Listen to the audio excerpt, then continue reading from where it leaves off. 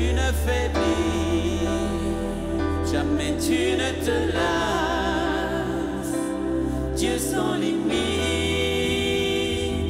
Dieu plein de grâce. Oh, oh, oh, que tu es grand, qu'encore tu es grand, que tu es grand. Oh éternel, Dieu créateur de l'univers. Tu es grand, que tu es grand.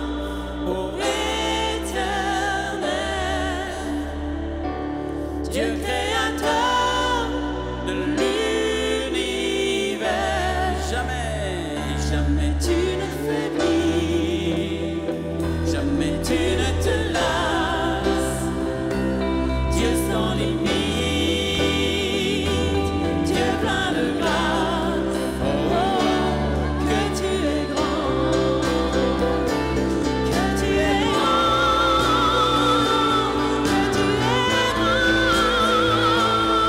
mon Dieu, que tu es grand. Dieu sans limite, sans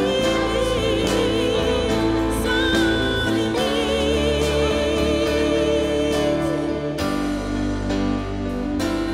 Tu es Voilà les amis, merci beaucoup d'abord à ces frères et sœurs de la louange. Merci infiniment. Vous savez, ceux qui dirigent la louange depuis si longtemps, ils m'ont cassé les pieds pendant des années en disant que le plus important c'était la louange, il fallait louer le Seigneur, etc. Voilà. Et j'ai fini par vous obéir. Et ça fait plus de 15 ans que je passe vraiment du temps dans la louange, au point que dans mon bus, où je fais plus de 30 000 km par année, il n'y a pas de radio, pas de CD, rien du tout, je loue le Seigneur. Merci de m'avoir convaincu, merci de m'avoir poussé, parce que c'est vrai qu'il y a un secret dans la louange, une bénédiction, on se construit soi-même, on bénit le Seigneur. Merci beaucoup. Voilà, le thème de cette rencontre, c'était un héritage pour un souffle nouveau. Alors, je vais vous parler déjà un peu d'héritage et d'un héritage personnel. Et ensuite, nous irons plus loin pour un souffle nouveau. Tout d'abord, je ne vais pas vous raconter toute mon histoire, mais j'étais un protestant moyen qui a fait mon caté. Et puis un beau jour, pour les beaux yeux de celle qui est devenue mon épouse, je suis allé à Veynes. Il y avait des grandes rencontres là-bas. Et c'était un temps impressionnant. Je l'appelle avec amour. Il y avait là la Trinité de Veynes. Vous voyez, il y avait Maurice Rey, il y avait Philippe Descorvets et puis Claire-Lise de Benoît. Mais il y avait ce jour-là encore, la Trinité, ils étaient 4. Il y avait Claire-Lise, Edmé Cotier. Et là, j'étais d'abord bouleversé parce qu'on parlait de la parole de Dieu comme je n'avais encore jamais entendu. On chantait des cantiques qui résonnent encore dans mon cœur. Mais Edmé Cotier, quand elle a parlé de sa conversion, elle a dit « J'ai pris une décision ce jour-là, je ne discuterai jamais avec la parole de Dieu. » Et moi, je suis rentré de cette session à Veynes, c'était, je pense, en 1963. Les jeunes, tenez-vous bien, hein, 1963, c'est juste après les dinosaures, vous voyez. Et là, je suis rentré avec cette certitude, je ne discuterai jamais avec la parole de Dieu. Alors bien sûr, on était plein de feu, on chantait dans le hall de la gare, là, toute une équipe, tous ceux qui prenaient le train en direction du Nord vaudois, du Jura, etc. On chantait en mon cœur, j'ai choisi de suivre Jésus-Christ. En mon cœur, j'ai choisi de suivre Jésus. En mon cœur, j'ai choisi de suivre Jésus-Christ. On chantait la première strophe. Oui, oui. Oui, pour toujours. Et on chantait une strophe difficile. Si mes amis s'en vont, qu'importe, moi j'irai. Si mes amis s'en vont, qu'importe, j'irai. Si mes amis s'en vont, qu'importe, moi j'irai. Oui, pour toujours. Pour toujours. Alors, dans un hall de gare, c'est assez facile, vous voyez. Mais je suis rentré et je me suis agenouillé au pied de mon lit. Et là, il s'est passé quelque chose que je comprends mieux par la suite.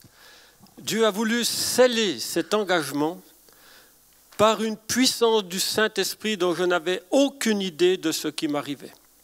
Je n'étais plus sur terre. J'ai compris par la suite que ça devait être ce qu'on appelle dans les milieux évangéliques le baptême du Saint-Esprit. C'était quelque chose d'une puissance inouïe. Je n'étais plus sur la terre. Et puis, j'ai pris ma Bible du catet. Je trouvais que c'était quand même un peu épais. Alors j'ai commencé par la fin. Et j'ai lu une partie de l'Apocalypse dans cette nuit, mais il y a un verset qui a touché mon être au plus profond, dans mon âme, je dirais même dans mon corps. C'est tout à la fin, Apocalypse 22, il y a le trône de Dieu, il y a ce fleuve de vie qui coule pour la guérison des nations. Et ça s'est imprimé dans mon cœur, quelque chose qui n'est plus jamais ressorti. Et alors, le soir suivant, je suis allé dans la montagne, au-dessus de la Chaux-de-Fonds. Il y a là une table d'orientation qui existe toujours. Et dans la nuit, je me suis agenouillé et j'ai dit, Seigneur, je te donne ma vie. J'ai eu une réponse. Oui, donne-moi ton sport. Chers amis, ça a été terrifiant, parce que je ne vivais que pour ça. Il n'y avait rien d'autre dans ma vie, c'était que la compétition de ski alpin. Et je venais d'obtenir mon billet pour les jeunes espoirs suisses à 18 ans et pour les championnats suisses par équipe. Et là, Dieu me demande de lui donner mon sport. Chers amis, je l'ai fait. Alors, attendez, hein, Dieu a besoin d'athlètes qui portent haut le nom de Jésus, jusqu'à ceux qui ont des médailles d'or. Donc, il n'est pas contre des sportifs d'élite, mais il avait un autre chemin, une autre piste pour moi. Ça a été dur, c'est vrai, mais Dieu a été bon, parce que cette année, il n'y a presque pas eu de neige. Non.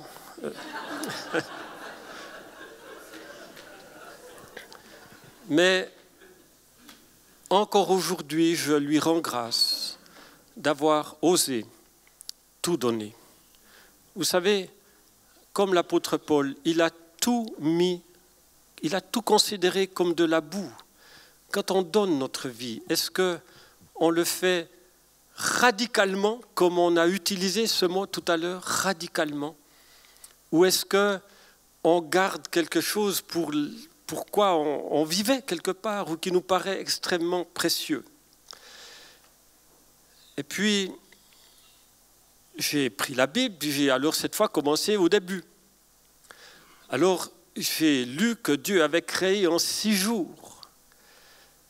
C'était contre toute ma pensée, moi qui faisais des études d'ingénieur, qui était là dans la science, c'était quelque chose d'impensable. Mais il y avait cette parole en moi, je ne discuterai jamais avec ta parole. Et puis il y avait cette parole que Dieu allait guérir les nations dans le royaume. Et puis, quelqu'un m'a dit aussi qu'il fallait lire les évangiles. Alors, j'ai pris le plus court, celui de Marc.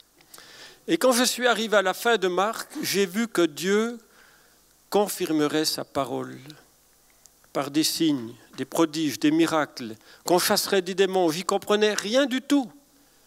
Qu'on parlerait de nouvelles langues, qu'on saisirait des serpents. Et là, j'ai vécu tout un temps en posant des questions.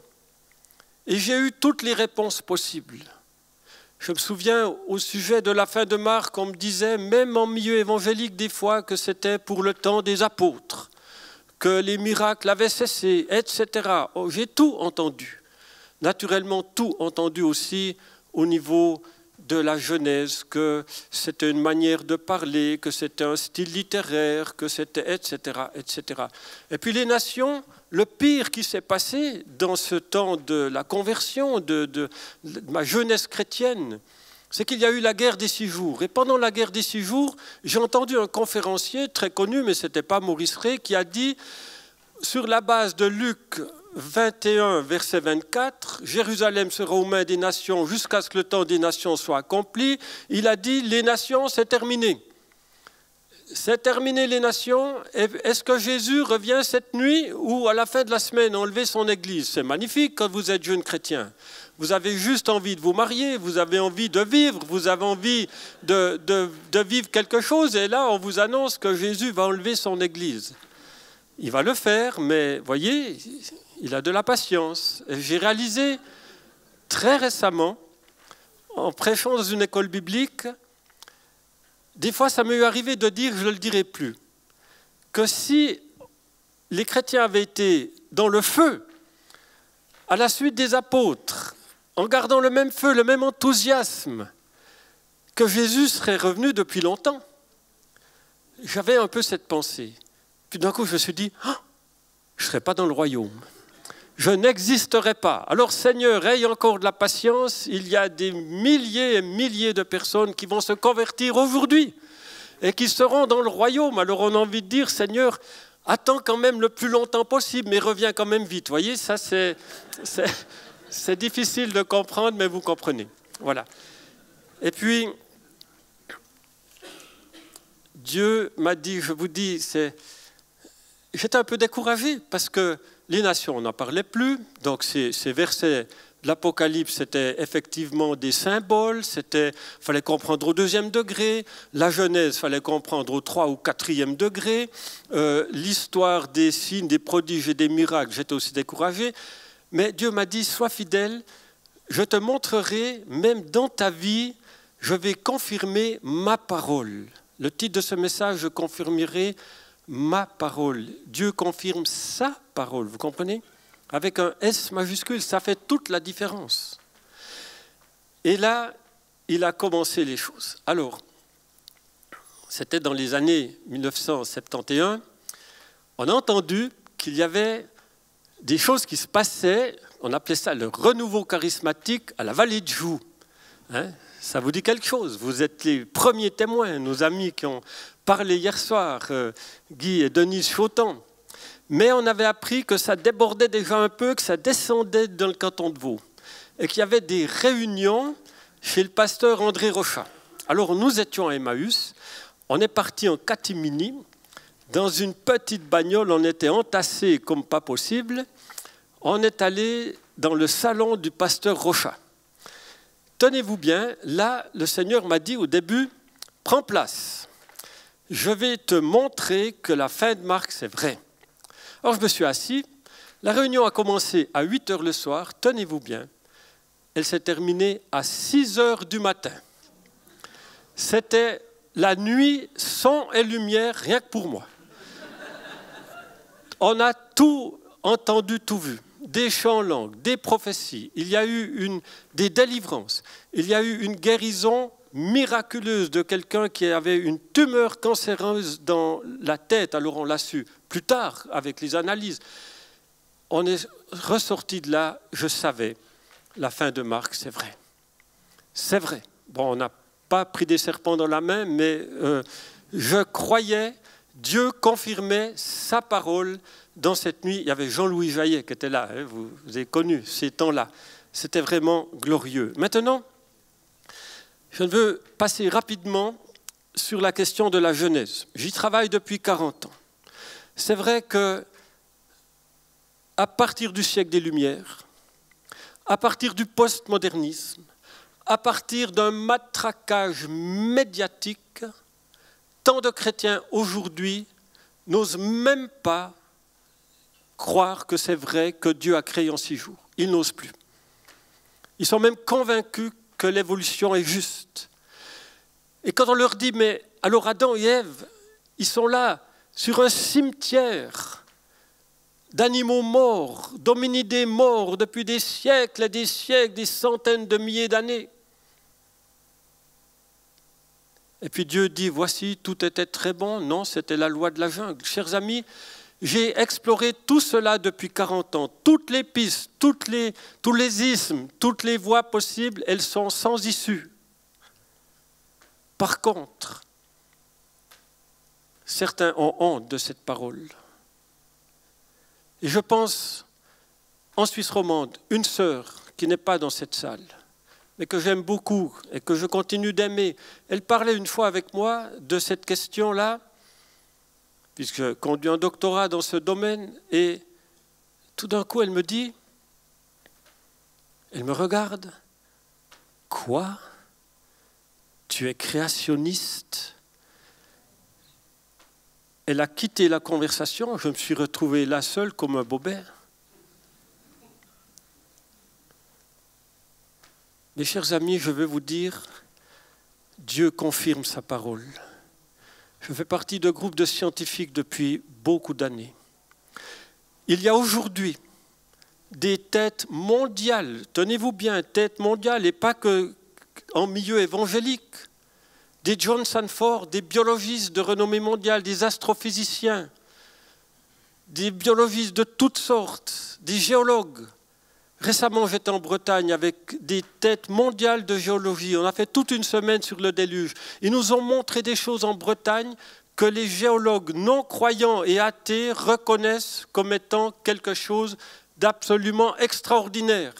Il y a une vallée où il y a des blocs de 220 tonnes de granit, 20, 40, 50, une multitude de blocs de granit qui viennent de 400 kilomètres et seuls, disent-ils, les non-chrétiens, un courant d'au moins 800 km/h a pu déménager ces blocs. D'ailleurs, on voit ils ont été tapés dans le voyage et cela, on le trouve dans le monde entier. Chers amis, Dieu confirme sa parole aujourd'hui, mais je vois que certains ont été tellement loin dans cette pensée de l'évolution qu'ils ne reviennent pas en arrière malgré ce que Dieu donne aujourd'hui. Je vous le dis, nous y reviendrons, nous blessons le Saint-Esprit. Et je suis frappé depuis hier, le nombre de chants qui ont parlé de la création, le nombre de chants qui ont parlé du Créateur. Et vous savez, quand on ouvre la porte dans la Genèse, on ne sait plus où s'arrêter. Le déluge n'est plus universel. Alors quel sera le jugement de Dieu? Josué qui arrête le soleil? Évidemment, c'est impossible. Alors on se demande, à partir d'où est-ce qu'on devrait faire confiance à la parole de Dieu? À partir d'où on dira Abraham? Oui, peut-être. Donc je laisse maintenant ce secteur-là. J'ai traité la question de Marc. J'aimerais parler des nations. Parce que Dieu avait gravé cela dans mon cœur dès la nuit de la révélation de Dieu, de la puissance de Dieu dont je suis marqué encore aujourd'hui. Les nations. Alors Dieu a décidé de m'envoyer dans les nations. Il a voulu me faire parcourir beaucoup de nations, plus de 70 à ce jour. Et dans des nations vraiment dans des lieux très difficiles. L'islam de Nairobi, des bidonvilles d'1 million de personnes. J'ai travaillé dans des townships en Afrique du Sud. J'ai été à Cuba dans des églises persécutées, dans des endroits où Dieu commençait de me parler vraiment au sujet de son cœur et de ses projets pour les nations. Et puis, il a bouleversé quelque part ma vie sur un voyage, merci de mettre une première diapositive. Je dirigeais à ce moment-là une école de disciples à Burtini. Et puis, j'ai dit, écoutez, j'ai entendu que la guerre du Sahara occidental était terminée, donc ça doit être possible de traverser le Sahara avec un bus. Alors, Burtini nous ont donné leur vieux bus, et puis on m'a dit, tu es fou? Eh bien non, on avait cette conviction qu'il fallait qu'on aille au Mali pour aider ces gens au Mali en traversant le Sahara. On est parti une toute petite équipe de Burtini, et arrivé au bord de la mer où on devait embarquer à 7, il y avait, les amis, en Europe, une tempête de l'ordre de ce que nous avons vécu l'autre jour. Des vents de 100 km/h, la mer était démontée. Et on avait un jeune au milieu qui faisait partie de l'équipe de disciples, qui était déjà un spécialiste de la météo. Il a regardé les cartes et tout. C'était toute la France qui était balayée par des vents de 100 km/h qui déferlaient sur la Méditerranée. Et là, je me suis dit, Seigneur, on commence ce voyage par une catastrophe quelque part. Je voyais ces jeunes, on était tout petits, un petit bus, quelques jeunes, moi un peu vieillissant déjà, bien sûr, mais on a crié au Seigneur.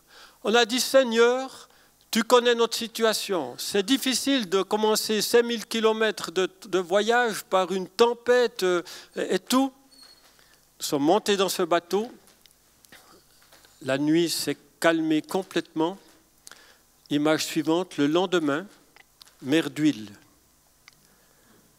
qui a duré plus de 30 heures.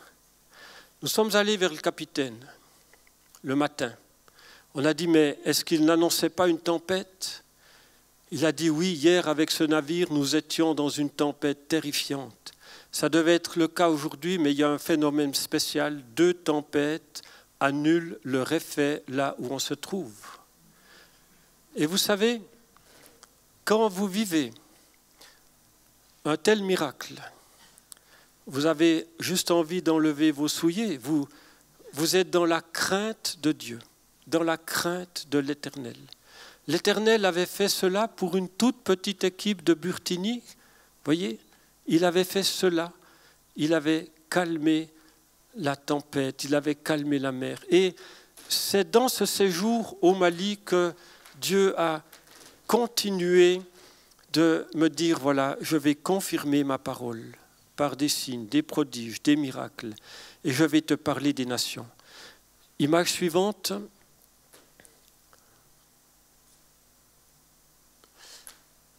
Un matin, dans la savane, au pied d'un gigantesque arbre, je lisais la parole de Dieu. Et je lisais Genèse 18, 18. Tout le monde connaît Genèse 12. Dieu, en Abraham, bénira toutes les nations. Mais qui connaît Genèse 18, 18? Presque personne. C'est dramatique. Parce qu'il est dit qu'en Abraham, toutes les nations seront bénies. Vous voyez, on s'occupe des familles avec raison. Merci les amis, hier soir, bien sûr. C'est le fondement, c'est la base. Mais les nations. Vous voyez, si on les a éliminés à la guerre des 6 jours, évidemment, on passe comme chat sur braise sur Genèse 18, 18. Et alors que je lisais cela, image suivante, il s'est passé quelque chose d'extraordinaire. Tous les jours, un troupeau de vaches passait par là pour aller se mettre à l'ombre. Jamais ils se sont arrêtés, ces vaches se sont arrêtées sous cet arbre. Jamais. Pendant que je lisais ça, je vous le dis, elles ont fait un cercle autour de moi. Un demi-cercle. J'ai eu le temps de demander à des jeunes de venir faire des photos. Là, c'est la fin de la réunion. Et c'est comme si ces vaches me disaient, ce que tu lis dans Genèse 18, 18, c'est vrai, nous on veut participer à la bénédiction des nations, on n'a pas d'eau, c'est sec partout, on aimerait la bénédiction des nations. Ça a changé quelque chose dans mon cœur, ça a changé quelque chose dans ma vie. Le Seigneur commençait de me parler d'une manière puissante. Et verset suivant, j'ai commencé à découvrir, voilà, on va à la suivante. Romains 5, vous imaginez? C'est bien ça, c'est Romains 5. C'est l'apôtre Paul qui parle dans une épître fondamentale, théologique. Et il dit, pour amener à l'obéissance toutes les nations. Alors bien sûr, on a dit, oui, dès l'instant où 2 ou 3 personnes lèvent la main après un cantique avec une guitare, c'est que c'est bon, cette nation. Non, non, non, non, non. Paul avait une autre vision sur l'obéissance des nations, qui commençait à se relier dans mon cœur à Genèse 18, qui se reliait dans mon cœur avec Apocalypse 22 aussi. Et puis regardez le verset suivant, quand il est dit que les nations espéreront en Jésus, une prophétie d'Ésaïe. Il y a combien de nations aujourd'hui qui obéissent à Jésus? Combien? Nos amis, nous avons un travail fou encore à faire. Et puis, ensuite, bien sûr, au Mali, on a commencé à faire des travaux pratiques. Mais alors là, vous comprenez, vous avez une déferlante de personnes évangéliques, la tête penchée, une raie au pyjama tellement étroit, qui vous disent, mais ce qui est fondamental, c'est d'annoncer l'évangile. Les œuvres pratiques, c'est pour l'armée du salut, c'est pour pain pour le prochain. J'ai tout entendu. Comme pour dire, Jésus est à la porte, ne perdez pas votre temps de faire des travaux, des jardins de légumes, de construire des ateliers pour les jeunes. Ne perdez pas votre temps, cela. Et Dieu a répondu là aussi, par ce verset qui est ici. On peut le mettre le suivant. Voilà, voyez. Pardon? Ben, je savais qu'on ne verrait pas grand-chose, mais ma foi, je crois qu'on ne peut pas. Donc, voilà. Alors, j'aurais dû peut-être citer les versets. Mais là, c'est 1 Jean 3, depuis les versets 16 à 18. Fondamental. J'ose vous le dire, Jean l'a dit. J'ai l'âge pour petits enfants. N'aimez pas seulement en parole et avec la bouche, mais en action et en vérité. Et vous savez, quand il y a eu ce miracle de la tempête apaisée, là, je me suis dit, ça c'est la grande puissance de Dieu. Et ça a fait écho dans mon cœur Romains 1,16. Vous voyez, on connaît Jean 3,16, très bien. Mais Romains 1,16, l'évangile est une puissance de Dieu. L'évangile est une puissance de Dieu. Et moi, comme scientifique, ça m'a fait penser à E égale mc carré, la puissance de l'équation d'Einstein, multipliée par la masse, prenez 1 kilo, fois la vitesse de la lumière au carré, c'est phénoménal. L'évangile est une puissance. J'avais le E d'une équation que je vais vous montrer. Et dès lors, j'ai développé beaucoup Seigneur en mission et on a fait plein de choses au Mali. On passe un peu rapidement. Voilà, on a fait des expéditions incroyables, avec des camions militaires, enfin, je vous explique, on va de l'avant. On a construit des ateliers pour les jeunes. À Koutiala, on va de l'avant. On a continué de développer des jardins. Il y en a plus de 50 villages sur 500 qui ont maintenant des jardins de 100 mètres sur 100. Il y a 100 femmes qui ont chacune 10 mètres carrés. Non, 100 mètres carrés, c'est extraordinaire. On va de l'avant. Construit des écoles, c'est extraordinaire. Les familles, ils font 1000 briques par famille. C'est eux qui construisent leur école. Nous, on paye les tôles et les portes. Ça coûte que 6 000 francs suisses pour une école de 120 gamins. C'est extraordinaire. On continue. On nous a demandé de réparer des pistes inondables chaque année. Ils ne peuvent plus sortir. Ils sortent les gens à dos d'hommes.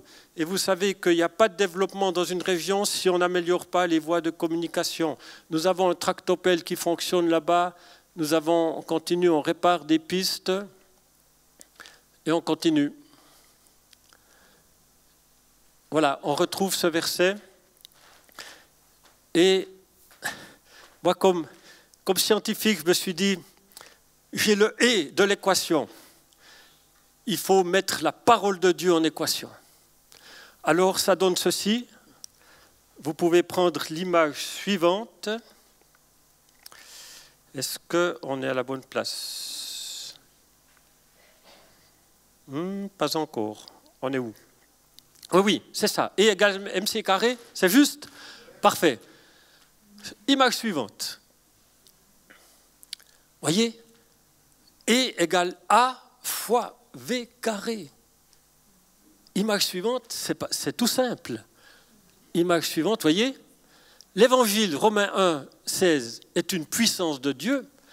Égale A, c'est l'action, dans 1 Jean 3. Et puis V, c'est la vérité. Et quand Jésus dit quelque chose de fondamental, il dit en vérité, je vous le dis, ça fait V carré. Et donc, vous avez là la puissance qui peut transformer le monde. La puissance, alors des fois c'est d'abord la vérité, puis après l'action, hein, c'est interchangeable. La puissance de l'évangile, chers amis. Et j'aimerais ici vous donner comme la démonstration, une démonstration de cette équation vécue. Image suivante. Voilà Sidi Bey, un chef d'une immense région, un chef admiré, un chef tout-puissant qui a l'idole du village, qui est, vous savez, ces hommes sont plus puissants que le gouvernement. Et là, dans ce village, on a passé une fois un film en Bambara, un film extraordinaire qui parle d'un homme qui s'est converti en Côte d'Ivoire, une histoire vraie. Le sorcier a voulu le tuer, mais il a répandu de la poudre devant sa maison et il a marché dans cette poudre. Et alors que le sorcier était en train de mourir, ce chrétien a prié pour lui et tout le village a été témoin de la guérison. Et un couple qui s'est converti là-bas est arrivé dans le village, c'est le fils de ce chef. Et là, on a projeté ce film et à la fin, moi, je fais d'abord des appels et Dieu m'a dit, il y avait un silence, je n'ai jamais vu ça. Tout le village était dans le silence total. Et Dieu me disait, ne fais pas d'appel, il faut que tout le village se convertisse, mais il faut que ça passe par le chef. Le chef n'était pas là, alors le lendemain, image suivante, nous avons passé... Ah oui, je vous raconte déjà l'histoire de ce chef, parce que j'ai eu beaucoup de contacts avec lui. Il m'a dit, il y a 50 ans, j'étais d'abord un esclave des Français. Et on a dû construire ce pont, et on devait chercher des pierres à plus de 20 kilomètres, parce qu'il n'y avait pas de pierres là pour construire ce pont. Et on nous donnait à peine à manger. C'était des esclaves.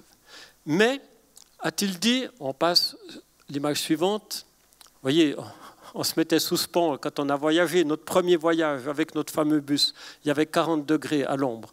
Et là, il m'a dit ce chef, oui, il y a 50 ans, il y a eu un homme qui venait du Canada qui a annoncé l'évangile de Jésus. Alors il y a eu une petite église, mais ça n'a rien changé dans notre village. Ça n'a rien changé dans notre village. Donc ils ont abandonné. Et il n'y a eu plus rien pendant des dizaines d'années. Et voilà que dans ce village, le Seigneur me dit, il faut que le chef se convertisse et que tout le village se convertisse. Alors, j'ai eu des discussions avec lui, mais le soir d'après, on a passé le film rien que pour lui. Et on a vu que Dieu, nous on était derrière, 2 hommes derrière lui, que Dieu le touchait, parce que quand il était question de sorcellerie, il faisait la tête comme ça, il tournait la tête comme ça, et quand il était question de la puissance de Dieu, il hochait de la tête. Et donc nous avons, moi je l'ai rencontré pour plusieurs années, mais un miracle a eu lieu. La puissance de Dieu, qui vient à notre aide, vous voyez, action et vérité, la puissance de l'Évangile. Un jour, mon ami avec qui dirige là-bas, qui est de Jeunesse en Mission, Samuel, me dit, il y a un papa qui est mort dans un des quartiers du village de ce chef. Viens avec moi pour présenter la sympathie. Et moi, je prends toujours ma grosse Bible. Alors imaginez, tout le village rassemblé, l'imam, le sorcier, tout le monde, les anciens, la famille. Et je lis toujours avec ma grande Bible Jean 10, le voleur ne vient que pour tuer, égorger et détruire. Mais moi, dit Jésus, je suis venu afin que mes brebis aient la vie et la vie en abondance. Et je sais que beaucoup comprennent. Je sais que beaucoup comprennent qu'il y a un voleur qui est venu, parce que quand ils me disent que quand ils étaient jeunes, les anciens, il y avait des lions dans la forêt, qu'ils étaient dans une forêt équatoriale, qui pêchaient tous les jours du poisson frais, alors que maintenant c'est sec, brûlé sur 10 mois par année, qu'il n'y a plus rien du tout, plus de rivière, eh bien, ils savent qu'il y a un voleur qui est plus que le soleil qui est venu. Et puis, je demande toujours, est-ce que je peux prier pour vous, pour votre village? Et là, ils se consultent, nous sommes en Afrique, et la réponse vient. Nous étions au milieu de la saison sèche et ils disent, est-ce que vous pouvez prier pour la pluie? Chers amis, il y a des moments où vous aimeriez être à la maison, vous voyez? Vous aimeriez être derrière votre bureau ou bien vous auriez envie de dire, maman, viens me chercher, n'est-ce pas? Et là, ma foi n'était pas grande. Mais j'ai dit à haute voix, traduit, Seigneur, tu as entendu leur prière. Seigneur, envoie la pluie. Envoie la pluie. Le lendemain, il est tombé des torrents d'eau, chers amis. Le lendemain, des torrents d'eau. Et ce chef a été témoin de cela. Image suivante. Alors, on avait fait beaucoup de choses dans ce village. Il a été témoin de notre aide. Image suivante. Voilà, il y a de l'eau. Ouais. Mais, image suivante, par la suite, j'ai passé beaucoup de temps à partager avec lui. Et je me souviens une fois que je lui ai dit, est-ce que vous êtes prêt à détruire l'idole du village, même si ça vous coûtait la vie? Il m'a dit oui. 2 ans après, j'étais un temps sans aller là-bas, 2 ans après, il a fait venir Samuel. Et il a dit, je donne ma vie à Jésus. Je l'ai rencontré depuis vraiment sérieusement. Et imaginez que quelques jours après avoir donné sa vie à Jésus, il y a eu la grande fête de la fin du Ramadan. Il n'est pas allé à la fête du Ramadan. Et le surlendemain, l'imam est allé le trouver. Vous savez ce qu'il lui a dit? Ce que tu lis dans la Bible, il apprend à lire. La Bible, c'est vrai. Il faut suivre Jésus. L'imam qui a dit ça, un autre imam dans cette région apprend à lire pour lire la Bible. La puissance de Dieu, chers amis, mais action et vérité. Parce que ce chef a dit, oui, depuis que Jeunesse en Mission est là, depuis que des jeunes viennent développer des choses, cette fois, je crois que l'Évangile peut changer des choses. Et nous, on n'a fait pratiquement que des travaux pratiques. De temps en temps, on passait un film, mais peu à peu, on a dit, ces chrétiens prient pour les malades. Et il y en a qui faisaient 4-5 heures à pied pour venir, pour qu'on prie pour eux. Et il y a eu des miracles, chers amis, de guérison. On l'apprenait des fois 6 mois plus tard par un email. Et c'est comme ça, peu à peu, que l'Évangile a commencé de grandir dans cette région. Et on peut passer l'image suivante. Cette année, il a dit, je vais être baptisé devant tout le monde. Mais comme c'est très sec, ils n'ont même pas d'eau. Il n'y a pas de rivière, il n'y a rien. Donc on a envoyé de l'argent pour créer un bassin en béton pour qu'il puisse être baptisé. Et il a été baptisé. Et puis, Bible par Internet nous a donné des Bibles en Bambara. Alors on a pu leur distribuer des Bibles en Bambara. C'est un miracle aussi qui est permis par Bible par Internet. Image suivante. Vous voyez, ces chrétiens, y compris le chef, qui reçoivent la Bible. Et les dernières nouvelles que je viens de recevoir, qui datent de 3 semaines, image suivante, là où il a été baptisé, ils construisent... Et où est-ce qu'on en est? Non, c'est juste avant. Il y a une image d'une église en construction. C'est ça? Non? Elle n'est pas là? Ben, c'est pas grave. Juste avant l'image où on revient à E égale A fois V carré, mais ce n'est pas grave. Samuel me dit, Alors que nous, là-bas, vous savez, je suis allé, il y a 20 ans que je vais là-bas, mais quand on faisait un culte, il y avait les gens du village qui écoutaient comme ça, puis il y avait 400 chrétiens, maximum. Samuel me dit, on a des réunions avec 200 à 300 personnes. Et ils construisent une église avec 400 places. Chers amis, comme c'est renversant, comme c'est glorieux, mais je suis convaincu, et je vais m'acheminer maintenant, bientôt pour terminer, je suis convaincu, les amis, qu'il y a une puissance de Dieu. L'évangile est une puissance de Dieu, mais Dieu veut confirmer sa parole, vous comprenez? Et je n'ai pas honte de dire que depuis bien des années, que je n'ai plus honte, alors j'ai perdu beaucoup d'amis, c'est vrai, jusqu'en milieu évangélique, je vous le dis, que je crois, parce que c'est la parole de Dieu, mais aussi parce que les scientifiques de plus haut niveau disent pourquoi il a fallu que tout soit créé en 6 jours. Des scientifiques de très haut niveau. Et quand vous avez des scientifiques de très haut niveau qui disent cela, vous avez tous ceux qui viennent derrière qui disent « Oui, nous aussi on le croyait, mais on n'avait pas trop le courage de le dire. » Il y a un renversement qui s'opère, les amis. Dieu veut confirmer sa parole, mais si on commence de la couper, de la découper, de l'interpréter, de ci, de ça, comment veut-il confirmer sa parole alors que Dieu, créateur, imaginez, il dit la chose arrive, il ordonne, elle existe, et on le sait quand on veut démolir quelque chose. Si on veut démolir une tour, on commence par où, chers amis? Bien sûr, on peut envoyer un missile, mais on met des petites charges. On met des petites charges au coin stratégique dans les fondations, et le bâtiment s'écroule. L'ennemi a fait un travail monstrueux. Aujourd'hui, des millions d'enfants sont tués dans le sein maternel. Des millions. C'est un génocide.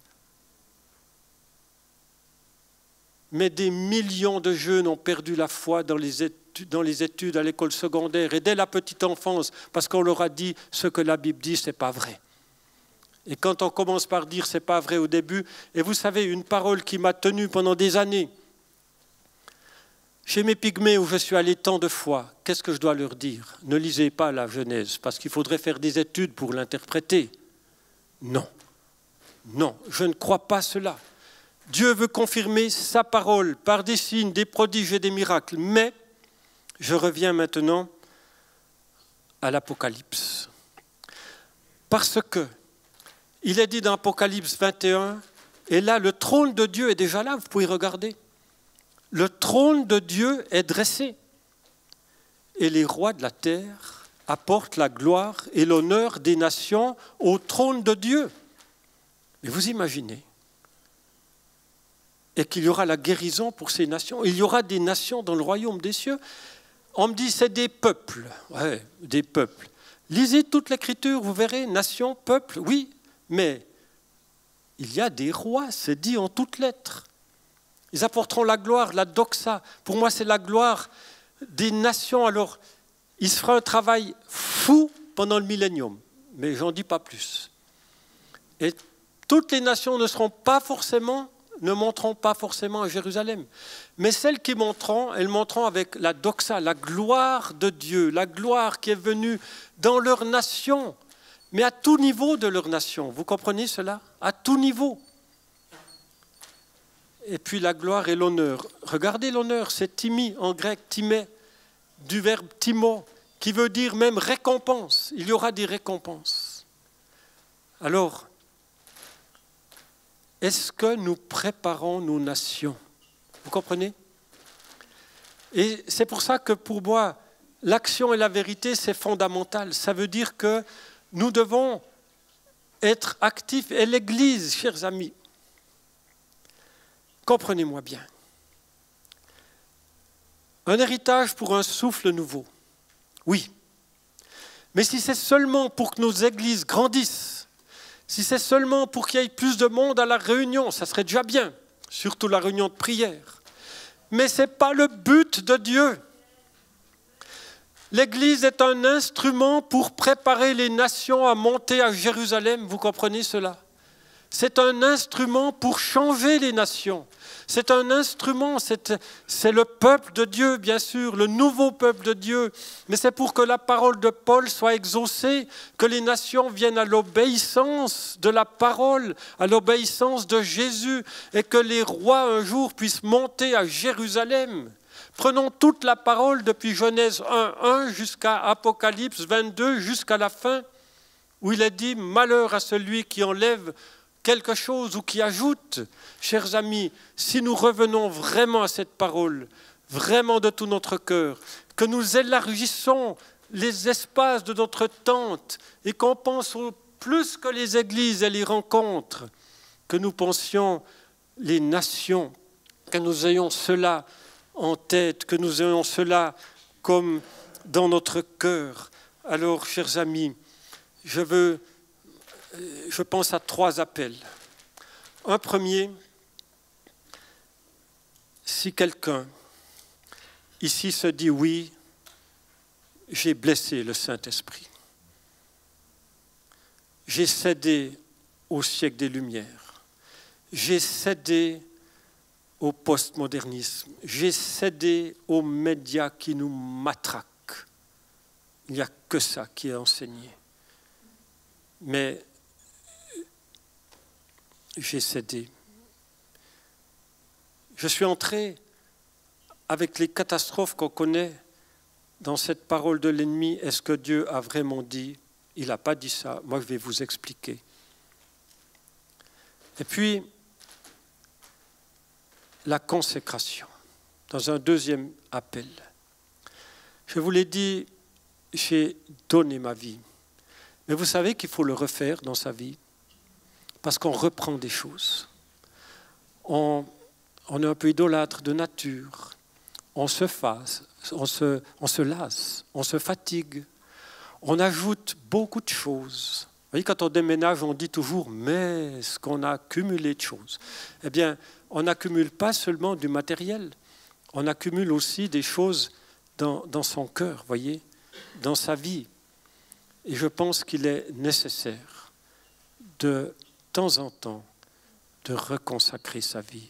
Moi, quand j'ai eu 65 ans, je suis allé aussi dans la montagne, je me suis agenouillé aussi, j'ai dit « Seigneur, je ne prends pas ma retraite, je te la donne ».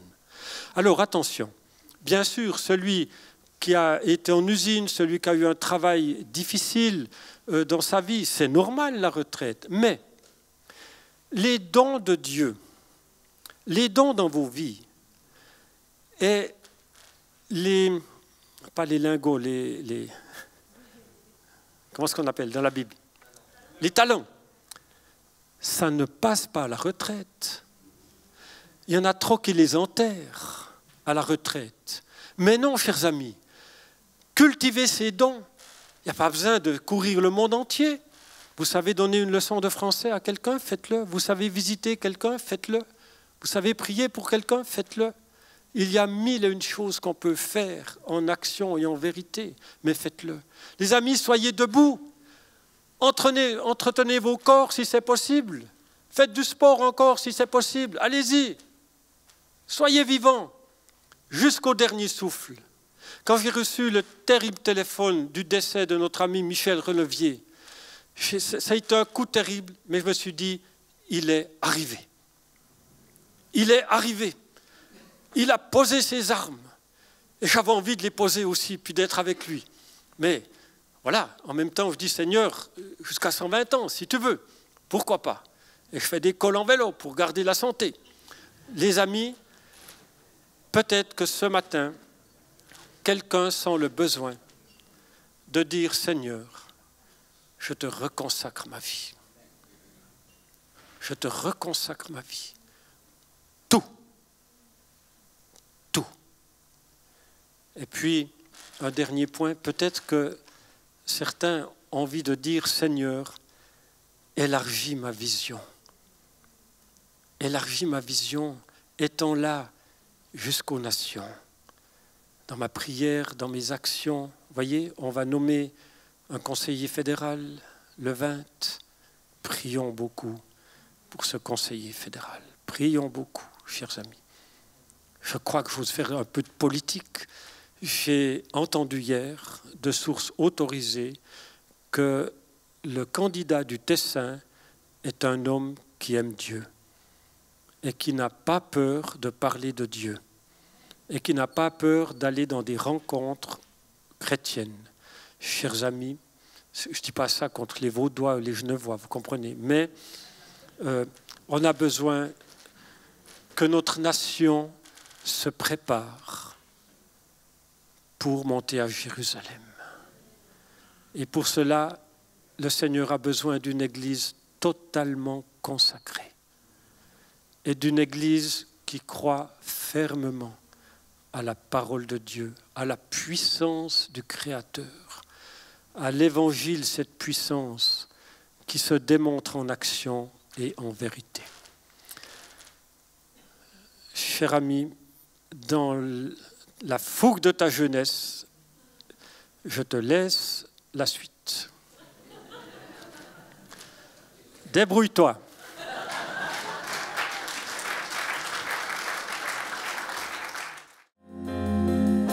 C'est là que tu as tout donné par ce sacrifice sur le bois. Le monde à jamais a changé. Merci Jésus.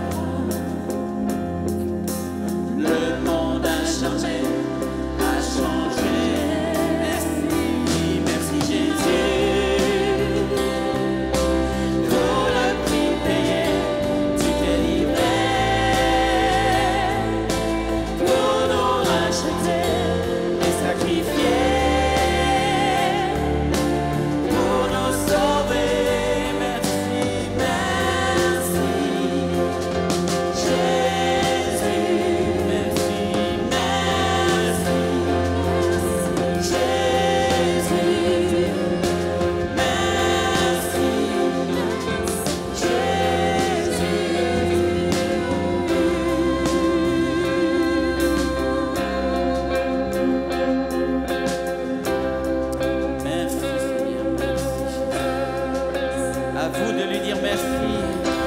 Que chacun dise